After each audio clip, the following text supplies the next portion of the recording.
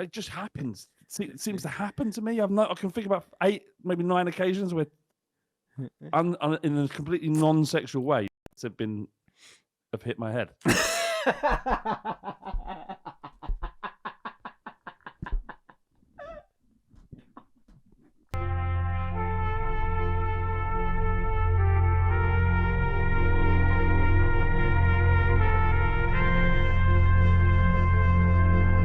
Be honest. Is this Spurs now? Is it, James? Is it just getting battered every week? Every week? Is that what Spurs are? Is this what my existence is now? Is it just a Spurs fan? Is that what it is? Yeah.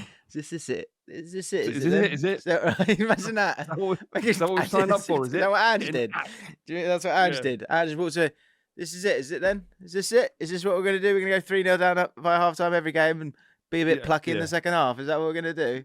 Is this Spurs? Is it? Is this it? My existence now? Is it each week we just get battered? Yeah. That's it.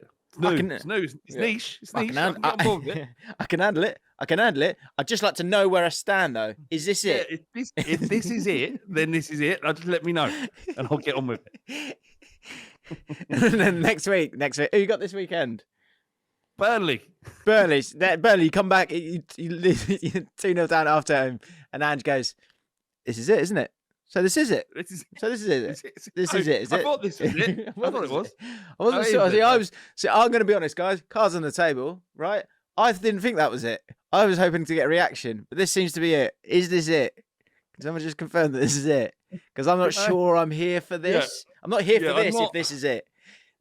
Look, I'm well up. I'm coming next week. I'm coming back next week. I just want to know before this is what we do, is it? Yeah, I don't want you guys hesitating. I want you to be able to. This is a safe space. You can talk, right? And I'm going to be here next week. I've only got one game left next week anyway, right? So I'm going to be here. I would just love to know if this is it now. Is this it from now on? There's a beautiful thing, James, with feeling nothing when a fourth goal goes in. That is a special place for a football fan to be.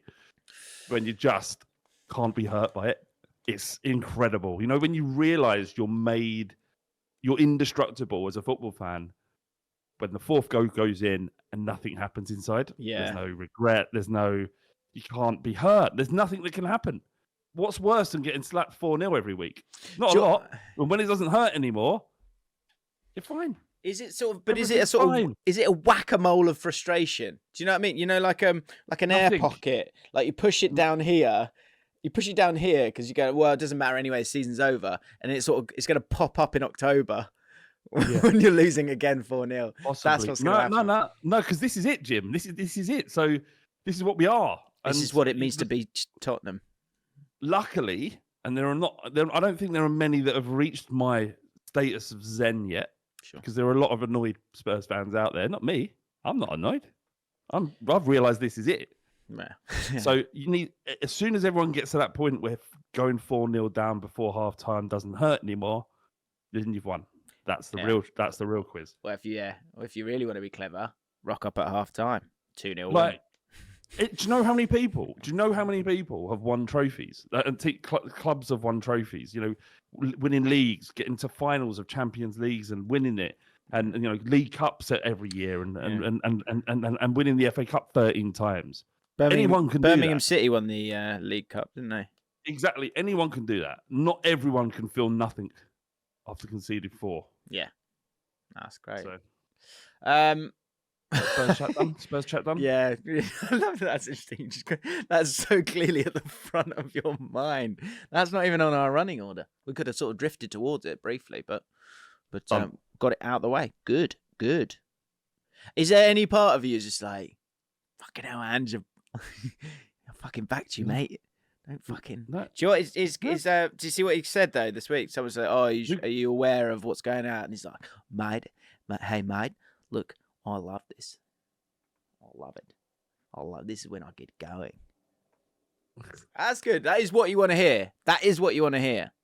I'm 100% Anjin all day, and I will not waver. When would you waver?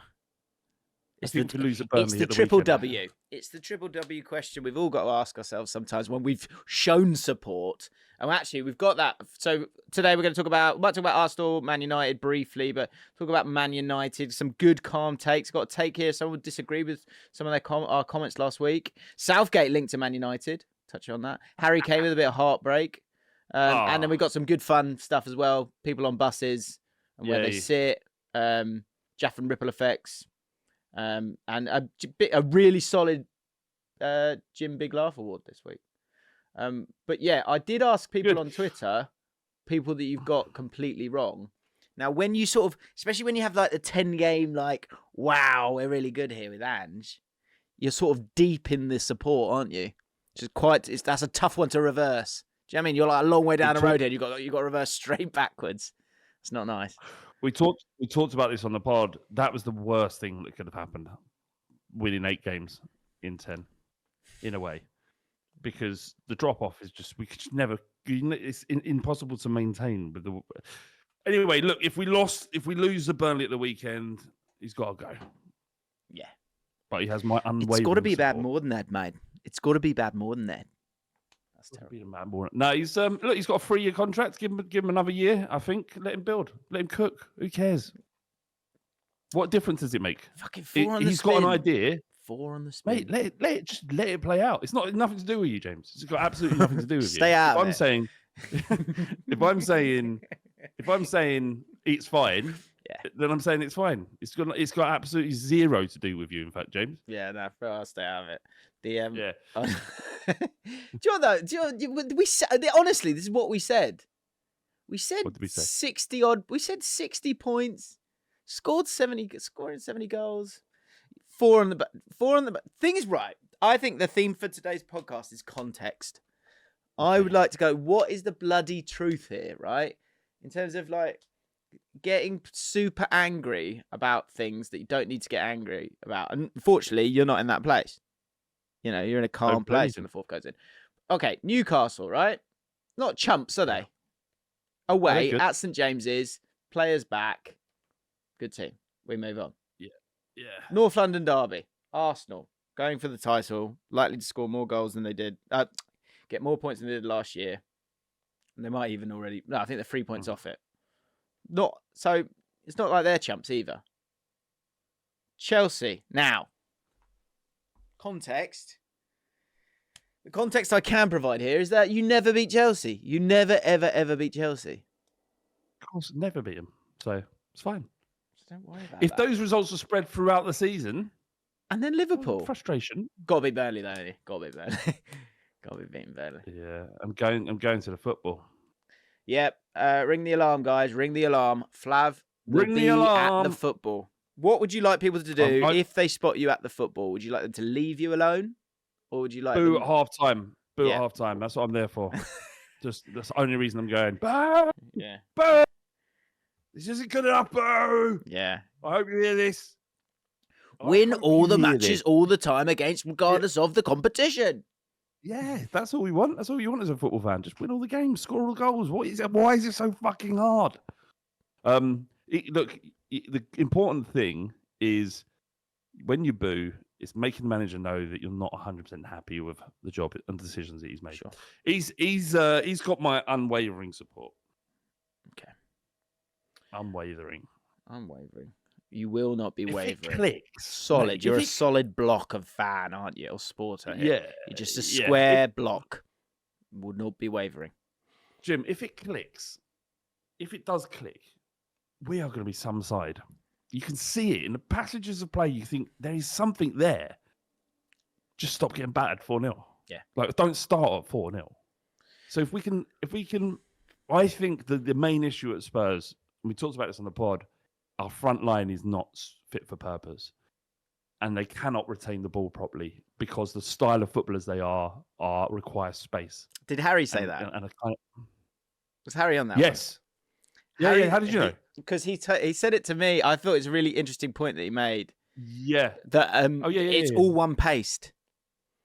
It needs to be. I don't know if he said this to you, but he was saying how it needs to be. You got Werner and Kulusevski and Son and all these guys are just running, and you actually need a little bit more It needs to down. sort of breathe Well, and then go and slow down. we were trying to figure out why we're so porous at the back, and a massive part of it is our inability to retain the ball in the final third.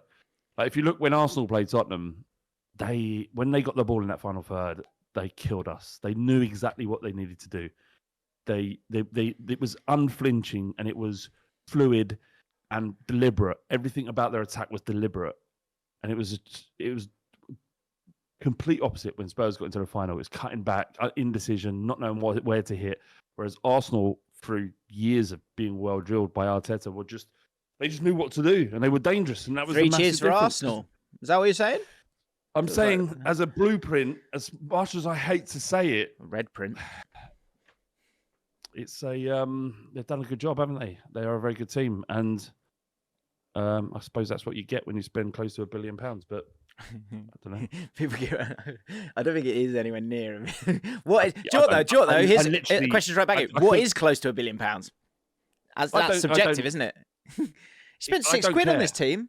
It's close to £1 billion. It's closer to £1 billion than £500 million. So round it up, right? Okay. I do want to talk about Arsenal, Man United. I want to talk about Harry Kane. But first things first, guys. Everyone who is a sluggy wuggy and is part of the Discord server, we have a Player of the Year vote for every Premier League team. If at some point there'll be a link in the description, if you could please make your way to the Discord server and cast the vote for your team, that would be wonderful. We want to find out who are the actual Players of the Year for each team. So whoever you support, go into that one. Reese has done a great job on it. Reese, make sure you're in the comments telling people about that and how they can do it. If you don't have Discord, don't be afraid. It's not scary. It's actually quite useful and it allows you to be a part of the community. Just said he's voted for Christian Romero, but the answer is Van de Ven. Without him, we would have conceded about 160 goals. There's a Romero paradox here. This will make you laugh. This will cheer you up. Where on the bus? I'll give you a little sneak one here. Got a few others still to come, but this is good. Shoot at square. So last week we asked, where does certain footballers, or someone put forward the idea of a bit of where players sit on the bus. Shoot at square said, on the Spurs bus, Romero sprawled out over 2 seats. His head cranes over his phone as he watches funny videos of kids falling over with the speakers on high. He smiles throughout the whole video, but he doesn't laugh once. Little does he know, poor polite Richarlison waits in the aisle pretending he's just choosing to stand this trip, but hoping Romero will notice him soon to move his legs. That's the JAFFN community right there. Do you know Romero? The reason why Romero and Antonio Conte fell out because he was playing pornography on a plane out of his speakers. Really? That's the rumor. He's just a horny man, isn't he, Romero? Is he good? He's good. Romero. Is he he's good? Outstanding. He's outstanding. The fact that we concede and we're porous has nothing to do really with the quality of our defenders.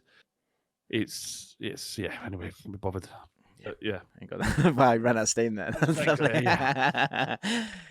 got it. I haven't got the fight. It's like that's it. Joe, you're low on fight, aren't you? Your fight power bar is on its 10% at best, and all it's got left is one last phone call, aka one last boo at half time. This Saturday. Do you know it's been 5 years. 5 years since the miracle of Amsterdam. Yeah. Okay. 5 years, and do you know what I did an interview with 90 Min, and we were going through it, and do you know what I realised? I had a horrendously sad feeling that was the greatest period of my Spurs support in life, and it's not felt the same since, and that's been 5 years ago. 5 years ago, I've just been waiting for stuff to happen. Living in the doldrums. That's I think we spoke about this, didn't we? Like we chat about it on the mailbag. And by the way, if you want to become a patron, join us on our mailbags. We talk about all sorts of stuff, not just football. Where we don't talk about football. But you were talking about kind of, the possibilities of being a fan in the Championship. We're talking about Ipswich Town. Congratulations to them. There's a Ripple Effect podcast if you want to enjoy that with Ipswich fans talking about how they got it done. Kieran McKenna, how he plays, how smart he seems to be. But it's the sort of hope. You can find hope in so many little nooks and crannies. And even to the point, I think it's a really interesting season and part of the season for a lot of clubs, because I think there's a lot of clubs that don't really feel like they've got a huge amount to play for. And I can't figure out if that's because... Is that because everyone's expectations are too high, or it's just one of those seasons where things are played out the way they have? Either way, it's an interesting time where... So for me, like as a QPR fan, where we've won our last... we've had actually a good second half of the season. We were in the bottom three throughout it, and then in the end, just about survived. Happy days, right? So there's a glow for us, right? We're just two players away, lads, from having a little go next year. But the other side of it is, so the middle side of it, which doesn't make sense, is like a Chelsea or a Newcastle right now, who have actually had disappointing seasons. Like if you want to use the initial expectations of the start of the season, but because they're finishing the season strongly, everything's fine, or everything feels quite hopeful.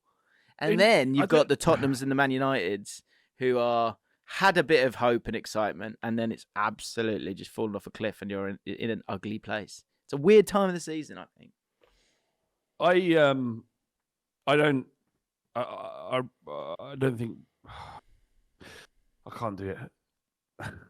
Hasn't got it. I don't think I haven't got it. Okay, all right. We can move on. Look, let me it's ugly and it's shit and everything's gonna be fine, right? Because we'll just throw loads of more money at it in the summer and hopefully that'll fix it, right? But what I said on the mailbag yesterday was football isn't. It's not about winning. It is if you can win, but for the vast majority of teams, we can't win. It's impossible.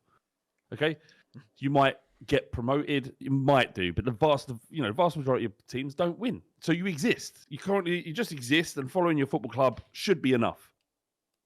But the journey is what drives us. It's the journey what keeps us enthralled and infatuated with your football club and the wider footballing sphere, right?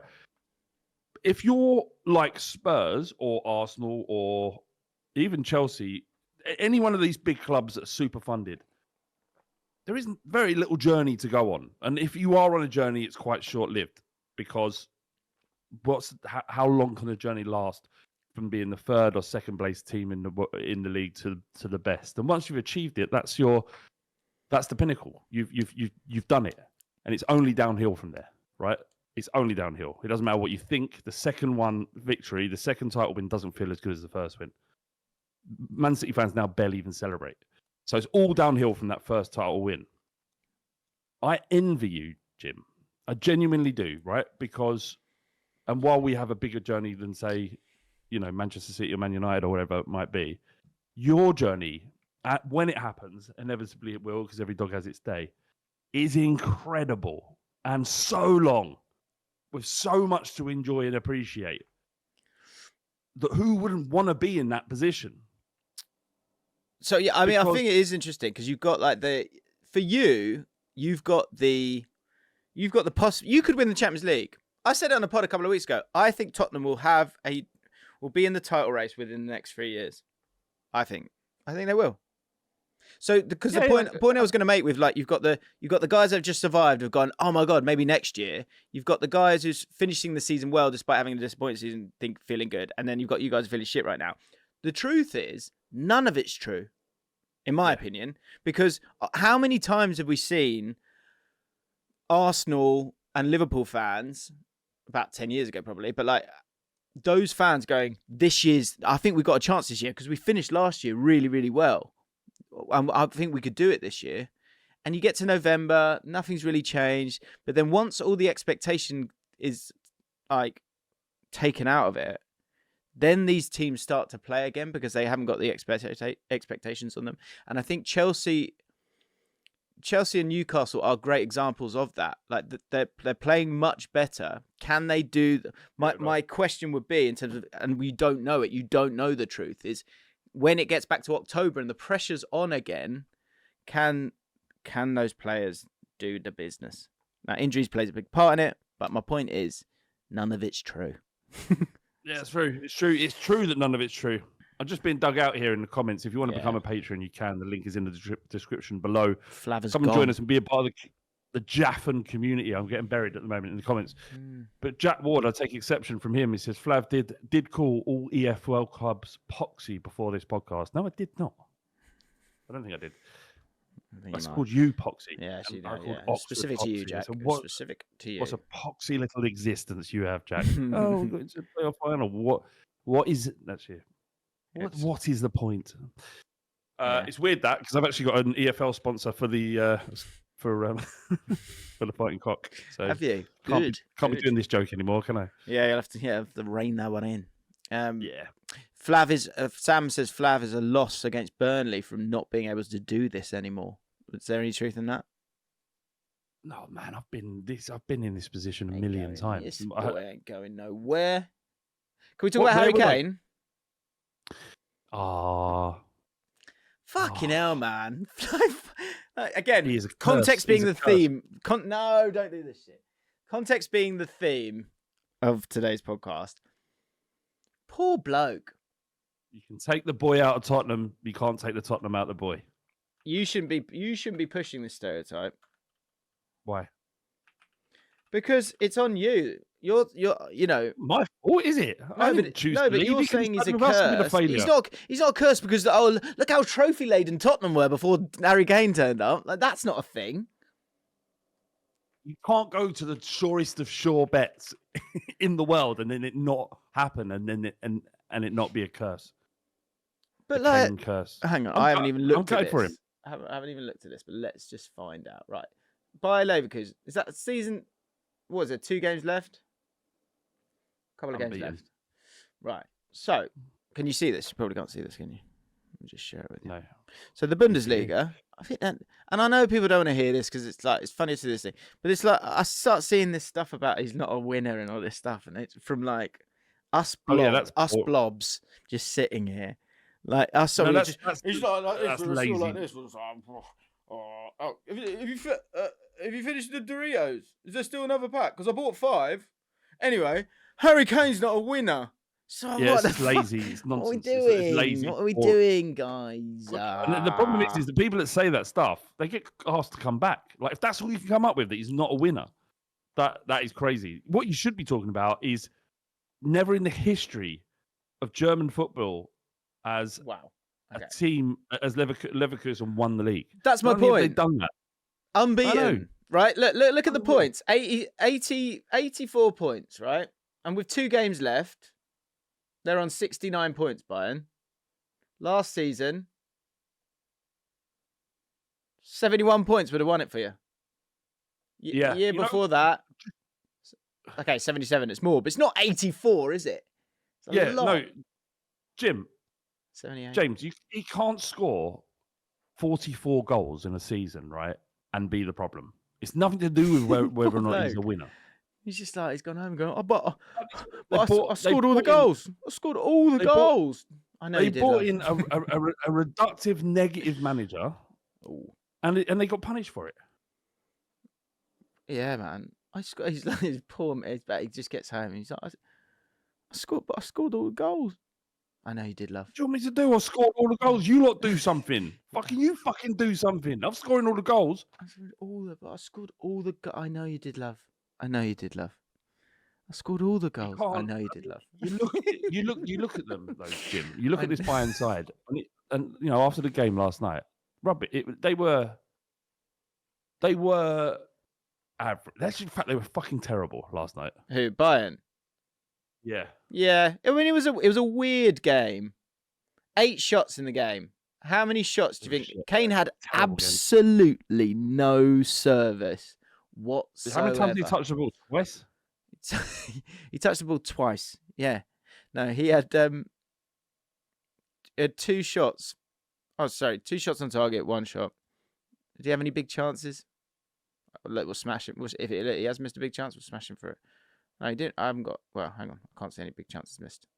So it's like poor bloke. Do you know what, though? It's all going to be the sweeter when we win the Euros. It's all going to be fine. Don't worry about it. But He got absolutely no it's a service. nice segue, actually, isn't it? Because Yeah, we're not very going to win the Euros with Southgate in charge, are we? Wow, hey, don't you start. Okay, I just want to see if he missed a big chance here. Let's have a look. He didn't have a chance. He I didn't know, have what he had one I volley like outside the I box. like to be sure that I was correct. Yeah, Harry Right, Kane did not. He did not. He had a shot on a volley outside the box, but they didn't deserve to go through. They didn't deserve to go through. I mean, they were playing a counter-attacking style. I like watching Real Madrid a lot more than I like watching Bayern. Yeah. That's it. That said, what do you think about the offside? Right. So it went back. The ball went backwards. That was the offside. What was like the last minute. Josely. No, sorry. So, like in the last few minutes. Well, first of all, Tuchel takes off Kane and. Why would you do that if you lost for extra time? I don't really understand that. What I would, unless there has to be an injury there, has to be. You're not just doing that out of like ego. I don't really get it. But then they got a chance basically, and the liner just chucks his flag up because he thought it was offside. But normally they just let that run. They didn't let it run. De Ligt puts it in. Yeah, it's shocking. You can't put your flag up. You cannot put your flag up if you have VAR in place. Because if you make a mistake, we know why. It drives my dad mad, by the way. He goes, well, they've got to put the flag up. What's the point? The game is pointless. Just put your fucking flag up. They have to keep it down. It makes no sense for them to put it up. Yeah. It's a shame. But fuck them. They didn't deserve it. Fuck them. Okay. Don't care. Okay. But yeah, Harry. He'll get one. He'll get a trophy. You can't. Things though he might not. Do you know what I mean? Like Alonso might do it again next year and go, I'm not fucking leaving. Kane's going, for fuck's sake. Fucking Ragnick. No, Ragnick. He's turned it down. He's turned it down, but there's also he's not a manager. That's the thing. I think he recognises that. He's at Austria, isn't he? He's doing around really weird. Graham Potter going to Ajax is interesting. Is that true? They're entered another round of talks. Ooh. Who was the other weird one that Bayern was linked to? And you're like, that is completely uninspiring. But then Southgate's United, completely uninspiring. Indeed. Right, so let's talk about this. Obviously, you got Arsenal Man United this week. And when we talk about that game, I think briefly, the thing that's obvious is you go, Arsenal should absolutely wipe the floor with them. But what you can smell a gentle whiff of is Man United against Liverpool, where they've been able to get a couple of draws. That wouldn't surprise me in the slightest. Often football will throw this up when you expect something to happen. It often doesn't, and a different game plays out. Indeed. I would absolutely love it if, what would it be like if Manchester City win the league at White Hart Lane? What a celebration for everybody. Yeah, what a joyous occasion for all. Yeah. Do you think... It is a weird one, isn't it? Because obviously, look, it's a sport, right? So you generally want to win every game you play, but obviously, like, you just don't want Arsenal winning the league in any way. I want us to get beat 10. Question for Ben Bowman, one of our beloved patrons: Europa League, or if you have to get Europa League, which we know you love, or no European football, would you want to win that game against Man City if you needed it? Ollie Sage, by the way, in the chat, Arsenal will definitely beat them. Huge reverse psychology jinx maneuver there from Ollie Sage. No doubt about it. He'd rather have Conference League. Same anthem. True. Whoa. Whoa. Whoa. Someone needs to get on that. Like there's a Conference League theme tune there to be made. And it needs to be made. So okay, like they play it on the flute when they're when they get it wrong.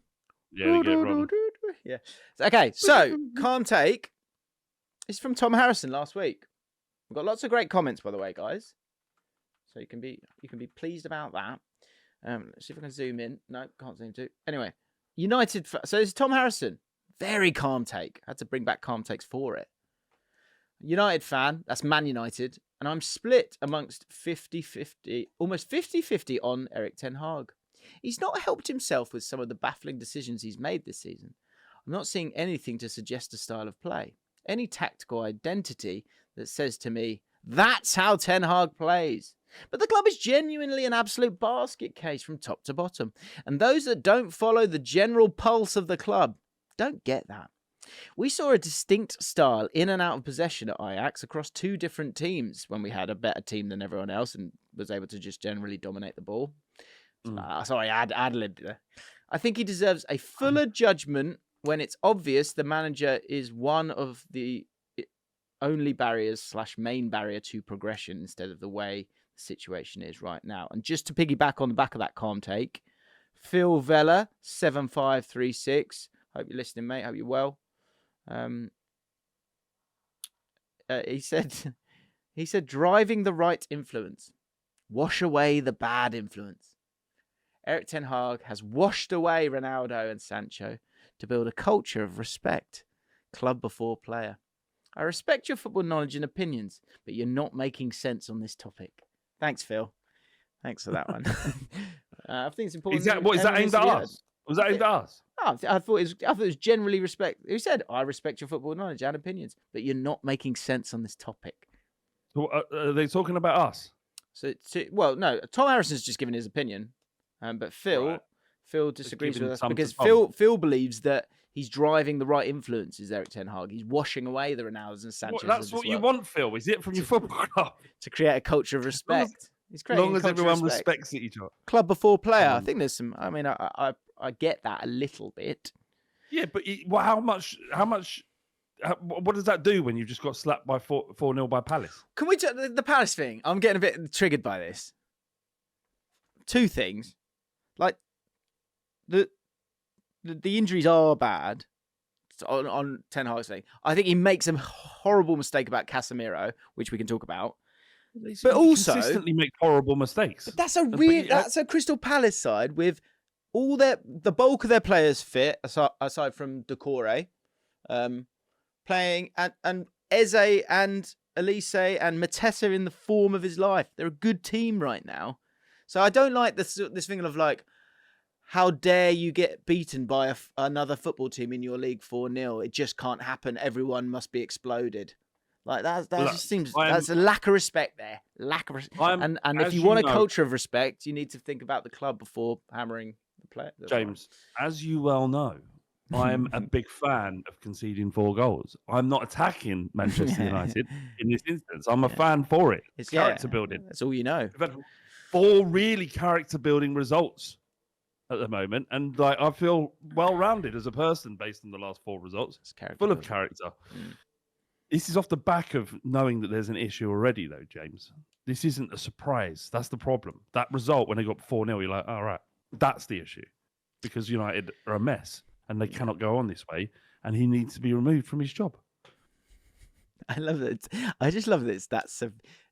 It's so funny, isn't it? Like that. It's a sport, and obviously it means more than that. This means more than that because it's a business as well. But I love the sort of he needs to be removed from the job. He needs to not have access to the building. He needs to be removed from the building and sat somewhere else, and someone else needs to be brought in. You know, I think we need to be a bit more like the Italian ultras. Like when they don't want a manager, they don't wait for him to be sacked. They physically remove him from the building. I think we're at that point with Ten Hag. I mean, yeah. I've been there. For. I mean, they should be. I don't understand why there's so much discussion. There's so much debate. There is. Oh, are you Ten Hag in or Ten Hag out? What have you seen in the last 2 years, including the cup wins that really do nothing? Have done nothing for his reputation, in my opinion. He's the guy who's going to stop City. I think there isn't. It's about Carragher made one good point. I thought Carragher went a little bit heavy on Casemiro, I'll be honest. But the point he made, which is the point we've made several times, which is like he was saying, "Oh, United don't need a result; they need a performance," and that's the thing that we're just. I think that's the thing that you keep coming back to, and you just don't seem to see it. But I think what's sort of saving him, what is saving him, James? Explain it to me because I'm so confused. What's saving him is hierarchical change. If that's the word. what's saving him is injuries, which is important. I think it's crucial to remember. Like I've said exact same thing about Eddie Howe, but I think with Eddie Howe, you've seen what he's trying to do with injuries or with not, and the depth at Newcastle, I would say is, I guess, getting close to being comparable, but still has a bit less depth than Man United. And then I think the last one is the manager market, which again is another thing where, what is the truth here? I find it really interesting that we're at a stage here where you've got all these sort of big managers, but a lot of them have kind of been around for a while and wouldn't want that job. That's the problem. Yeah, and that's saving him too, because people because the Southgate thing, there's a haughtiness to this, like, anyone but him thing, which is like, what is that based on? Like boring tit. The nitpicking, because he's boring, yeah. But the nitpicking about, like, and it's haughtiness. It's like, I think they're worried. The I think disdain you're worried. is weird to me. It's the James, level of it. But I think if you go like with Southgate, if you go, well, he hasn't really done club management, so has he got the mental stamina to do that every 3 days? We absolutely don't know that. Don't know that. But to just kind of hammer him, I just find it mental. I find it mad. I think there was a worry about his style of play. You'd be, if I was Spurs, I'd be concerned that we would go back to playing a brand of football that isn't easy to you're not excited to see. And I think they think that they'll never see the back of Harry Maguire if he comes. So there's probably a couple of things like that. Right. I mean, both of those. There is a snobbery there, though. There's an absolute snobbery over the fact that his name is Gareth, and he doesn't. Yeah. He's not the coolest guy. He's not a Spaniard, or like he's not come from Ajax. He's not like. Do you know what I mean? He's not this suave Italian. His name's Gareth Southgate from Crawley, and it's like, I think that needs to be looked at. Like when you're thinking about someone not being good enough as a manager, what are you really basing it on? Like, can you have doubts about him going in the job? It's interesting that you think like Capello did everything, then went to England and failed. Sven-Goran Eriksson did everything, went to England and failed. Like, there's a lot of these guys that have gone to England and failed. And again, I'm not saying they're shit managers. They're clearly not. But he's not a shit manager because he's done well with England. It doesn't make sense. It's just weird. He has done. He has done a lot with England. Some people will say, well, actually, the generation that he's working with is among the best that we've ever seen. But he's still got us to finals and semi-finals of international competitions, which seemed impossible for so long. Yeah. So he deserves more credit than he gets. But if he was lined up to be Spurs manager, it wouldn't excite me, and it probably is massively down to his personality. I don't mind people thinking he's not up to it. Absolutely fine with that. But the sort of vicious disdain towards him, I find really strange. I don't understand it. I don't get where it's built from. I feel it's like, it's what you say all the time. You live long enough to become a villain. There's nothing villainous about him. Like, you can just go, do you know what? I would be wary of someone who's not stepped into that. But in terms of what something Clive said to me the other day, I thought was really interesting. He said, I've got a feeling Man United are going to try and become the sort of England's team, a bit like the Dallas Cowboys of football. And, buy English players. There's a lot of great academies now, got a lot of great English players out there, and kind of have that identity of being kind of England's team, right? Now, again, I don't mind if people don't want him or not. I couldn't go, oh, he'd do a great job. You don't know that. But like, I think what I would say is that in terms of the pressure cooker that is England and what he's coped with from that point of view, which is part of the job, which is why people are so excited about Ange at Tottenham and why you guys stick by him, because he says a lot of the right things at the right time.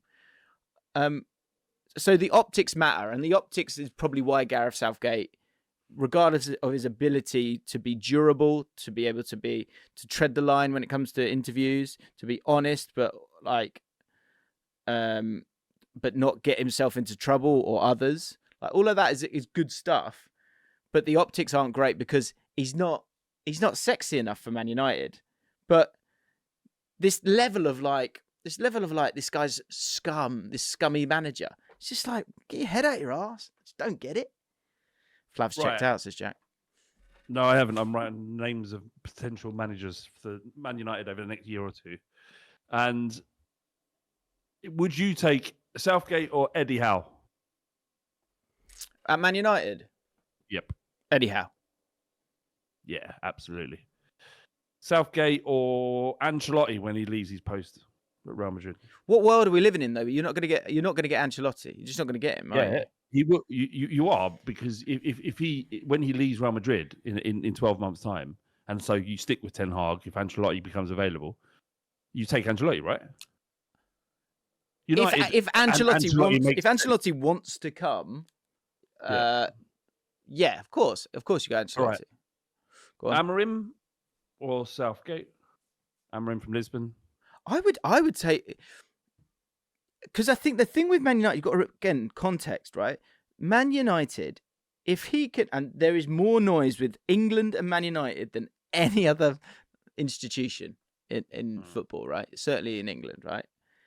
So in terms of being able to build the correct culture, empower the players themselves, and be that kind of statesman.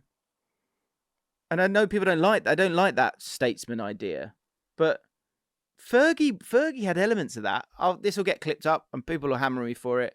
And all I'm comparing in terms of Fergie and Southgate is the fact that, and I don't know how much Southgate coaches, but we know that Fergie was a manager.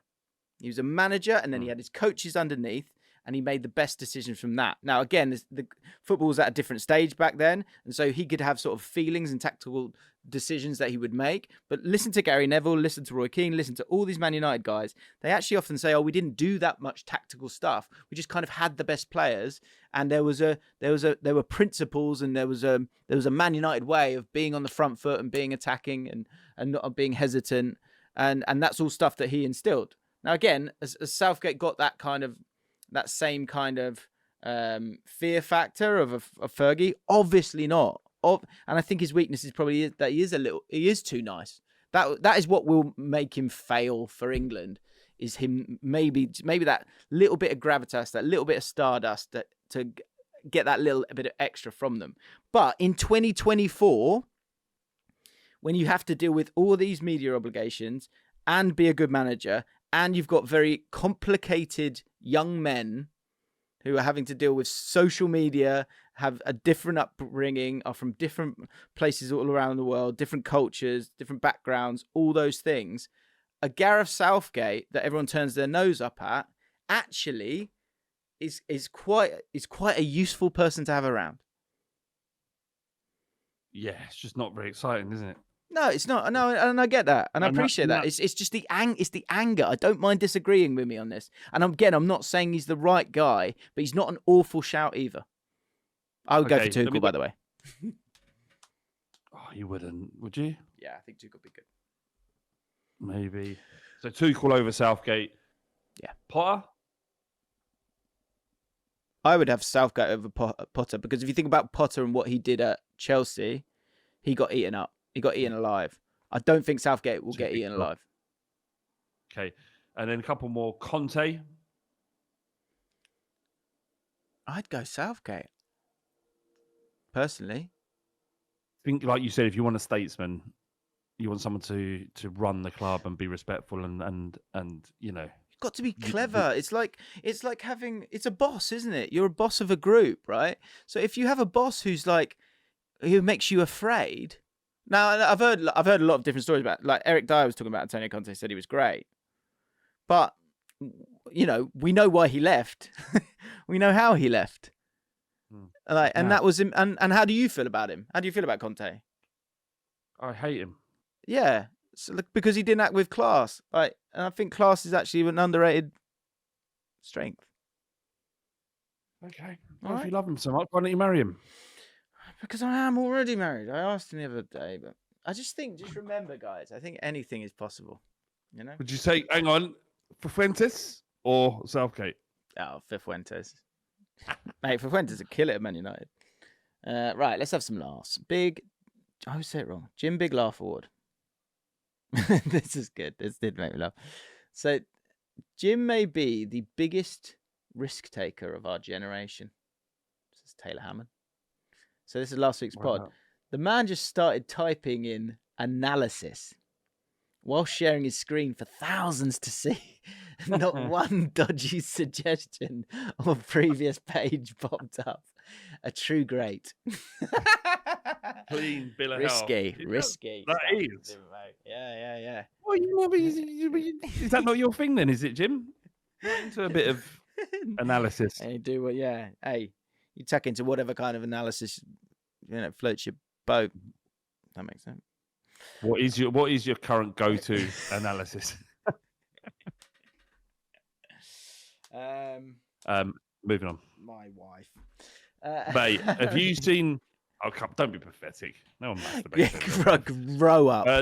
Grow up. What are you? 7? What the? Have you seen Goldbridge's meltdown about Southgate? It's one of the funniest clips I've ever seen. Yeah. We should play it at the end. He is fucking funny, that geezer. I have issues sometimes with some of his takes, and I think he can be a little bit like, just constantly moaning about referees and things being cheating and all that shit. It's a bit grating, but he is so funny. He's been on fire this week as well with the Palace one, where it's like, I've been called a nonce. 3-0 Palace. Again, this with the Southgate thing. What I find, Goldbridge as well. Like, I enjoy Goldbridge is there to be enjoyed, right? To get angered by him, it's just like, you don't need the energy for that. Don't waste your energy on that. That's the kind of the last thing I'll say on the Southgate thing. Because I really want to ram home the point I'm making. I'm not saying he's brilliant. I'm just saying, chill out, everyone. Honestly, don't waste your energy on getting so angry about having a diligent manager who's maybe just not sexy enough. It's more an identity crisis. The fact that if you have Southgate, it's like, oh, but I thought Man United fans think they're better than that. Yeah, they don't realise they're just a normal club. That's the thing. And also, again, the market's weak in terms of the optics and the CVs that are available. Like, who are the 5 best managers in the world? In the chat, chuck in the best. Who are the best managers in the world?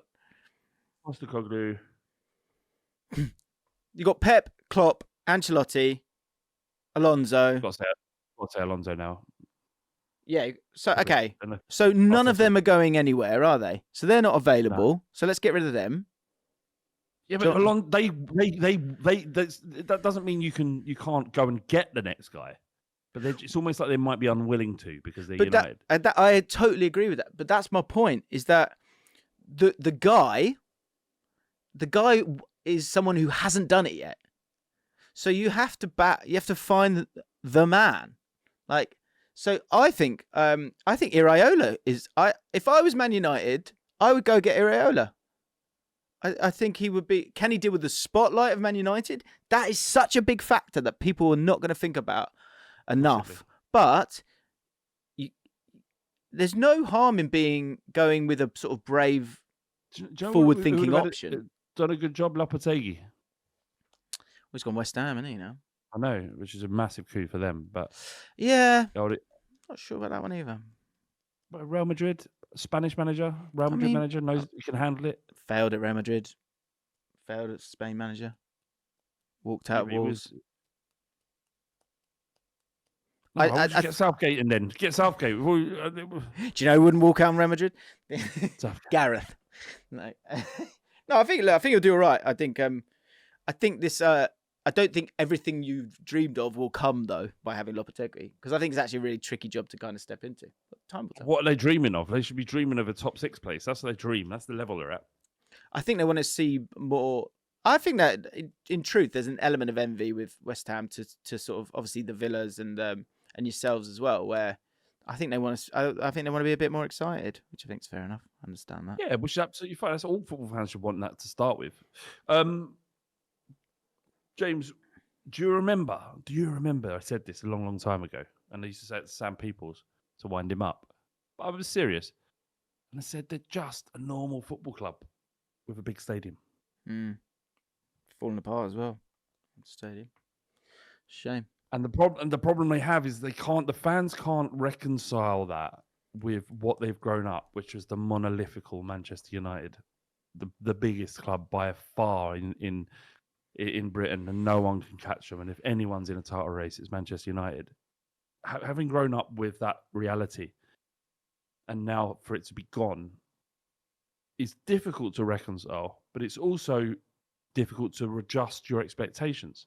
Yeah, totally. And to see the truth. Gareth Southgate is a logical connection to Manchester United, but they don't see it because they still think they're Alex Ferguson's United, and they're not. Absolutely, and that's it. It's a lot. That's all it is. That's all it is. That's the best way of putting it. It's a logical connection. Like, is it the right one? Would it definitely work? Is anyone going to definitely work? Everyone's got a gap. This is my point. Everyone's got a gap in their kind of CV. I guess if you're going to have a gap and be the next Man United manager, what gap would you like them to have? Is it the sort of tactical, visionary side, or is it the coping with the spotlight side? Let me know in the comments down below. Anyway, let's have a laugh, shall we? Harry Harvey. Top comment last week, mate. So a lot of people enjoying your white jacket. Thought you looked like a cool science teacher, they said.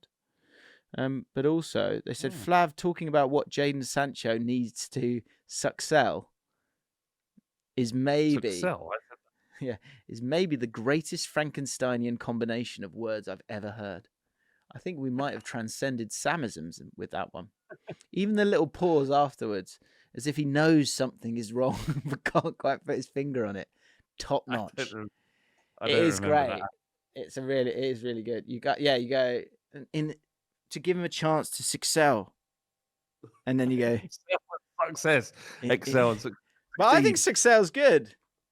It's a new word. Succelling. That's what we all want to do. We all just want to succel. Because you can succeed without excelling, can't you? But to succel, that's fucking great. Both things. That's a bar, mate. Sam SUV2QL. Oh, yes, made me laugh.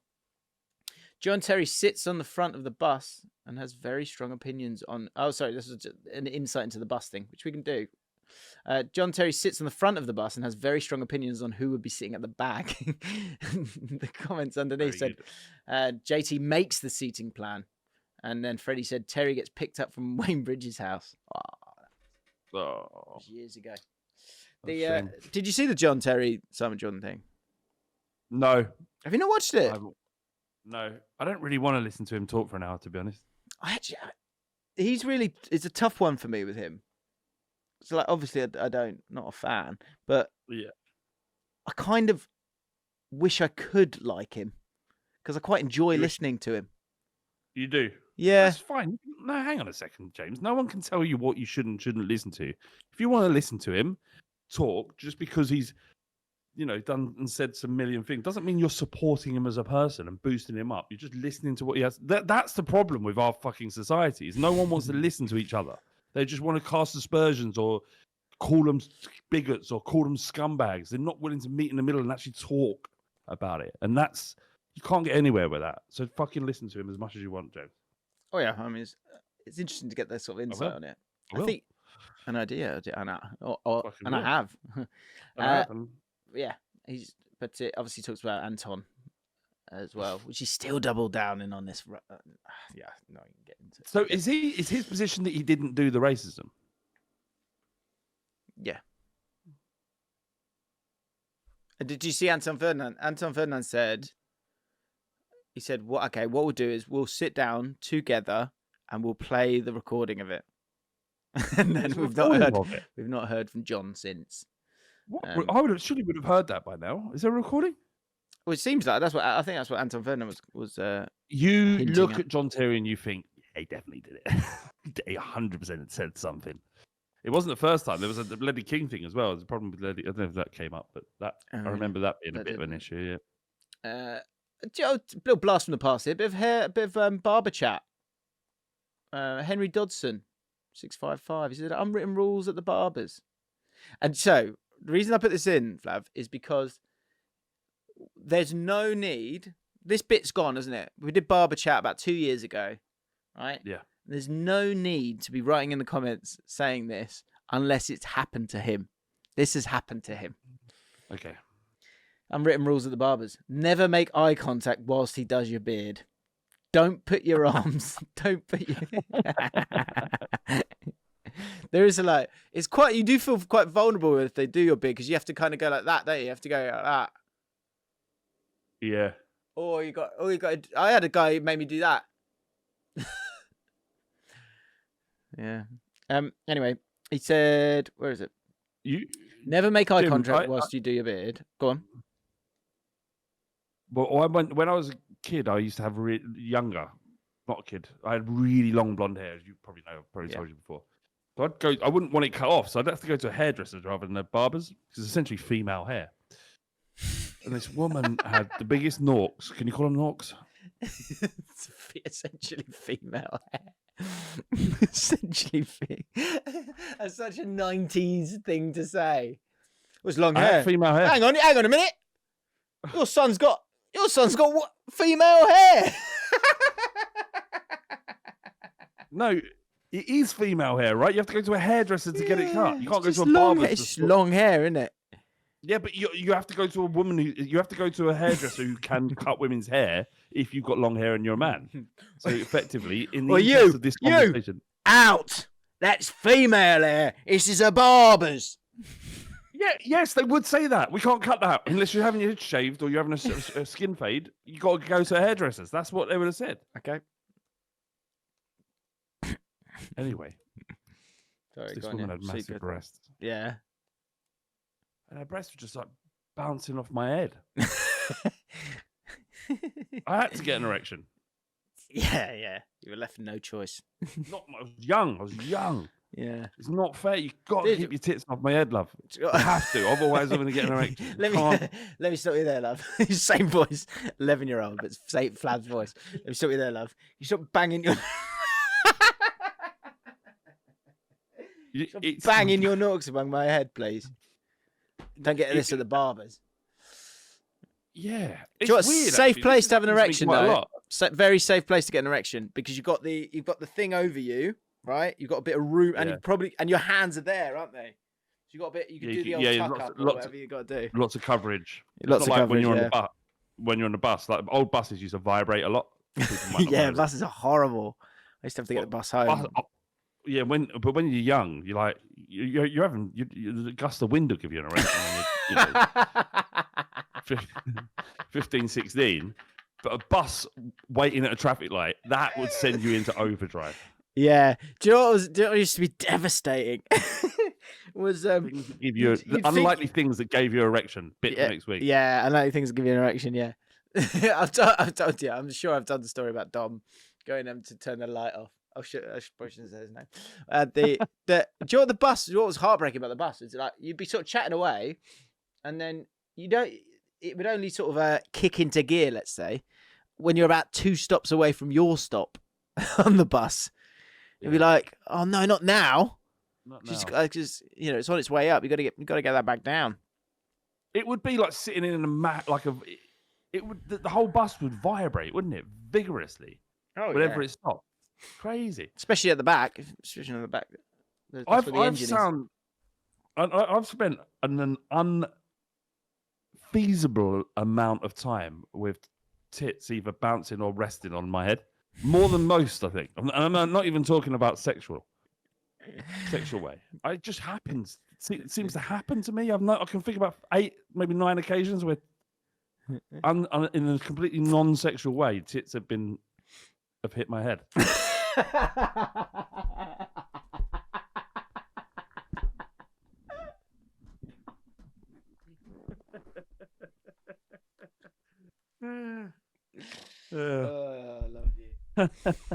That smells like a 6-part series.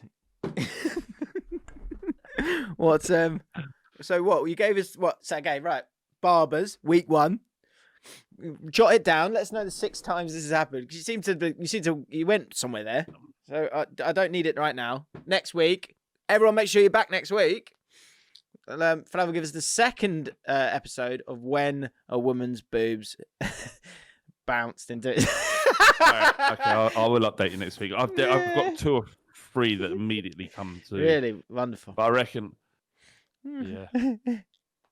Well, yeah. Well, don't give that away. What a great way to finish the season. Thinking about them now. Oh yeah. Okay. Think about it. Vividly. Best hurry up. JAFFN ripple effects / signs of a good pod. I think we just had a bit there, didn't we? So first of all, Safe Bands said before this podcast, any stop at services was a moment to enjoy the warm embrace of a puff on my vape and a WH Smith's meal deal. It will now forever be associated with the imagery of public noshings amongst the bushes. Can't say I'm unhappy about it though. Yeah, service stations are a nervous place for us all now, which is exciting, isn't it? Green Blaze says, if you think I can go without thinking of the phrase "one must beware hubris," whenever I hear the word hubris or see Fulham, you're out of your mind. Which is good. It's good to know. Matthew Carell said, so sign of a good pod. Honestly, I think that chicken chat from Flav is one of the best segments in recent JAFFN history. There we go. People really enjoy the JAFFN chat, the chicken chat last week. Ask me questions. I'll willfully talk about chickens all day. That's what I was hoping for. Result. We've got a bit of chicken. It's a chicken pitch really here. Jack Kirby says Flav is like a seasoned underground chicken guru from a Guy Ritchie film who's put his all into the chicken game but's been burnt too many times. Eventually, a distant family member, probably played by Jason Statham, gets into bed with the mob, and reaches out to Flav, reluctantly forcing him out of retirement back into the chicken game. Taking Jace under his wing to pay off the debts, Flav goes on a spiritual journey and rediscovers his love for the game before being stabbed in the back and pecked to death by his own hermaphrodite chickens, who he has loved as his own son's daughters. Jace then goes on a chicken-based rampage, taking down the mob, seeking vengeance for Flav's death. The twist comes upon realising Flav and Jason Statham are one entity, and the trauma behind Flav's mentor being murdered is what took him out of the game in the first place. The film ends with Jace, where Jace is contacted by Flav to be taught the ropes of the game, thus continuing the never-ending cycle. Thanks, Jack. Nice one, Jack. Cheers. There isn't a chicken I can completely fuck up though. So no. Nice. Yeah, they just said I was attacked by a chicken. No chance. Yeah. I'd fucking on my watch. How would you take down a chicken? I've told you about the methods last week. Just ring it. No, ringing the neck is probably the least humane way. Is it? The broom method is the best way. I've told you about this. Have you? You put the head of the chicken down, the beak facing forward. You put a broom over the back of its neck. You stand on the broom and you pull its legs up, and the head just pops off. So that done. Dead. No, I think I would have remembered that. That's the way. I've tried many methods of dispatching chickens, but that is the most effective I've found. Good. I smell a 6-week series. I've never killed a chicken that didn't deserve it either. Just say. Good. Didn't have it coming to them. Yeah. All right, I'm going to finish off with we've got the bus thing and there's a couple of funny ones there. We've read a few, but we'll finish off with Sam Hansen, who's got a Team Coach Newcastle United edition, which I haven't read yet, but we'll see if it's good. But football rhyming slang, a couple of quick ones here. We've got Max Braybrooke. He said, someone I know once said, I'm going for a Gonzalo, and then went for a smoke. Confused, I asked, why is it called a Gonzalo? He looked me dead in the eye and said, Gonzalo Higuain. As if I was the weird one for not understanding him. Higuain. Poor but good. Poor. That's a 2 out of 10. 2 out of 10. There is a better one though, isn't there? Sigurdsson. Going for a Gylfi. Going for Gylfi, but should then that's not gonna work, is it? Because there's a few Sigurdssons over the years. Is he actually? I don't want to. This is probably a conversation we shouldn't be having, but what? He's playing football again. So did he actually go to prison? I have no clue. Do you not want to discuss it? Should we Google it and discuss it at length? Maybe on the mailbag. Football rhyming. My wife and I often Fabian a pizza. Share. That's fucking shit. This one made me laugh out loud. Not because it's good, just because of the way he describes this guy. Sam Naylor. Not exactly football rhyming slang. Now, before I read this, there's nothing wrong with what he's about to describe it, but it did make me laugh, all right? So don't have it go at me. Not exactly football rhyming slang, but hear me out. I had a mate at university who loved smoking the devil's lettuce and was a renowned virgin. A renowned virgin. Oh, that's good. Not the most renowned virgin. For it, Mary probably still in top spot, isn't she? I would say. Who's the most renowned virgin, you know?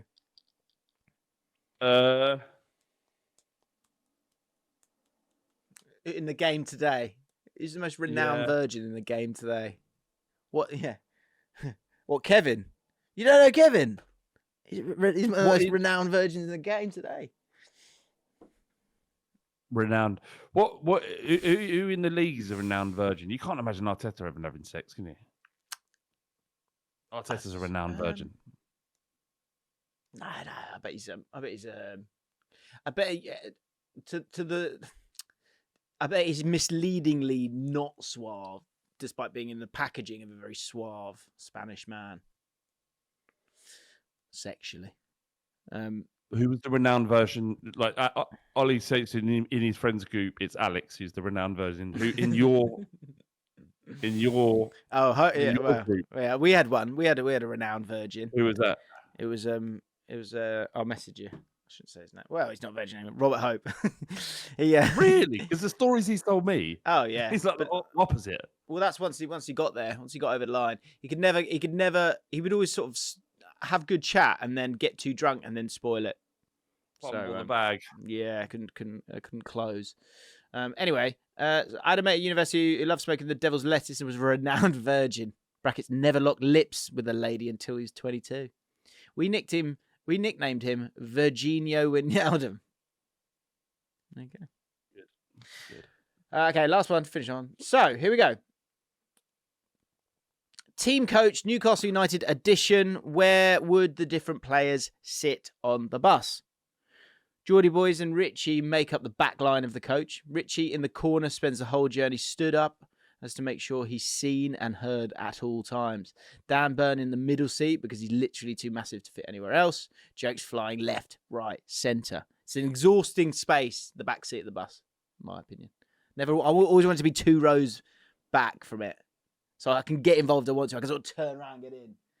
But if I need a bit of time, I can.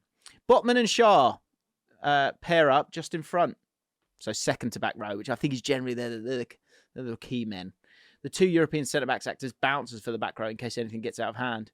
Bruno and Joe Linton across from them. Bruno, as the adopted Geordie, gets as close to the action as possible next to his Brazilian mate. Willock and Isak, you cannot separate. They spend the whole journey sharing and listening to their new favourite hip-hop songs. Bit reductive. All right. Yes, is that right? Jesus. Did you read this? Did you read this before? No, I didn't. I didn't read this before. So God knows where this is going. They sit a little further forward, but close enough for Isak to chime in with a joke or two in his London accent if needed. Have you heard him talk? Yeah, it's weird. Very. But then Swedish people are, they do when they speak English, they do sound. They similar. take it on, don't they? Yeah. Pope and Murphy are on the other side. Jacob Murphy just listens in, smiling and giggling. Doesn't say a word. Pope fancies himself a bit as a DJ and tries to get some tunes going, but he gets shut down by by Isak and Willock that say, "Oh my God, this one ain't it." To every song he puts on. Oh no, Jim. Oh no, I'm halfway there.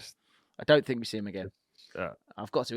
Okay. Jason Tinder walks to the back every 5 minutes to be involved, center of attention. Trippier sits towards the front as to not be interrupted when messaging women that are not his wife. Oh, for God's sake. Him. There's 3 lines left. You want us to finish Go on, it? then. You might as well. Yes. There's 3 lines left. Livramento and Gordon sit together and have a competition to see who can eat the most Haribos on the journey, polishing off 10 packs each. Wilson sits close enough to Howe every week to ask if there's a chance he could start the game. When he's not doing so, he calls Michael Antonio and they slag off Richarlison together. Almiron just sits there and stares into space, not knowing where he is. And Tonali must have missed the bus again. Should read it, shouldn't I? Should read it. Yeah. Okay. Ollie's. I was just thinking about Ollie's virgin mate. Alex. Yeah. Yeah, what about him? If Ollie was, I don't understand why don't I've talked about this on a previous podcast, not on this podcast, but just give him a blowjob. But just why would you do that? Yeah. Why, bad friend. Bad friend. You're a bad friend, Ollie. And I think like we should normalize as men. We should normalize giving each other blowjobs. Right. Because it's just a bit of, it's just a mouth, isn't it? It's just like skin, it's an intimate hug, isn't it? It's a specific specific intimate hug. That's what I always say. That's how I always frame it. It's like shaking hands. Just skin touching skin. You're right, mate. No, I just bloody can't get a shag, can I? Oh yeah, of course, you're renowned for that. No. Would you like an intimate specific hug? Would you like an intimate specific hug? Do you know what, Ollie? Specific I really would. hug. I would. Yeah. Well, I think get them off then. You know, get them off. I don't. It's like that. It vulnerably takes them. Okay. Are you sure? Yeah. We're mates, aren't we? Yeah. Guess so. Yeah. Good. Lovely. It's like if you're in a situation where and your wives would be all right with it. I'm just going around. James is gonna have a I'm gonna go around Alex's love. He's not in the best place. He's still a virgin, is he? Yeah, he's still a virgin. I'm afraid. I was thinking of giving him a blowjob. Do you know what? I think that'd be really nice. What a good friend you are. Yeah. I just want to be there for him. Do you know what I mean? Maybe give him a blowjob. It's not cheating, is it? It's not cheating if you're giving your mates blowjob. No. Yeah. No. As long as your emotions are neutral, you're fine. It's just an intimate, specific hug. Right. And on that warm note, if you want to become a patron and join us live every week, you can do. Links in the description. Everyone, please go vote for your player of the year. They will be revealed on the JLA channel very soon. Oh, and final shout out, actually. Elliot Lacey. Gentle dispute last week about the 10 quarter pounders. Haven't heard a word from you. Haven't heard a peep. Not good enough. Is he pussied out, is he? It's not. Well, it's not. I think it's his mate that says he can eat 10 quarter pounders, which everyone said is pretty easy. I don't think it's that hard at all. Really? Yeah, I don't do that easy. I think I'd do that easy. Quarter pounders. You do it. McDonald's as well. It's a bit flatter, isn't it? If it's Burger King, it's different. That is a lot of food, a lot of meat. Do you think? I think it'd be all right. Do it then, Jim. I don't want to. Late 30s. Do it. Right. Elliot, pull your finger out. I had veggie burgers last night and I just barely get through them. Really? You did have 15. Yeah. Still. Right. Goodbye, everyone. Cheers.